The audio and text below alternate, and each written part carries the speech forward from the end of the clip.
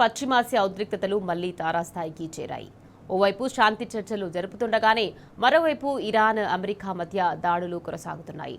Hormuz కేష్మా దీవులపై అగ్రరాజ్యం దాడులకు ప్రతీకారంగా Gulf దేశాలను టార్గెట్ చేసింది ఇరాన్. ఇక ఈ ఉదయం కువైట్, బహ్రెయిన్లోని యుఎస్ స్థావరాలే లక్ష్యంగా క్షిపణులు, డ్రోన్లతో విరుచుకుపడింది. ఇక ఈ దాడులకు తాము హజ్ ఖాసిం క్షిపణులను ఉపయోగించినట్లు అధికారికంగా ప్రకటించింది. ఇక ఈ దాడుల్లో భారీగా ఆస్తి నష్టం సంభవించినట్టు తెలుస్తోంది. అయితే ఇరాన్ క్షిపణులు, డ్రోన్లను తమ డిఫెన్స్ వ్యవస్థలు అడ్డుకుంటున్నాయని ప్రకటించాయి ఇరు దేశాలు.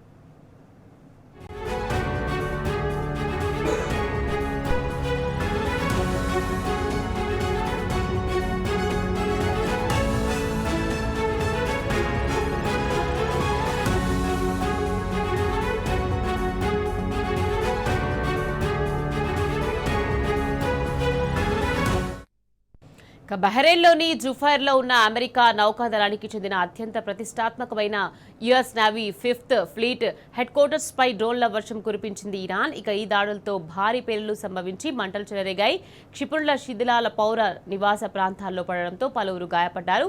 ఈ ఆకస్మిక దాడుల నేపథ్యంలో కువైట్, బహ్రెయిన్, సౌదీ, ఖతర్లు తమ ఎయిర్ డిఫెన్స్ వ్యవస్థలను యాక్టివ్ చేసి ప్రాణ నష్టం పెద్ద ఎత్తున జరగకుండా నివారించగలిగాయి. ఇక మరోవైపు దాడుల తీవ్రత దృష్ట్యా ప్రజలు సురక్షిత ప్రాంతాలకు వెళ్లిపోవాలని అలర్ట్ జారీ చేశాయి.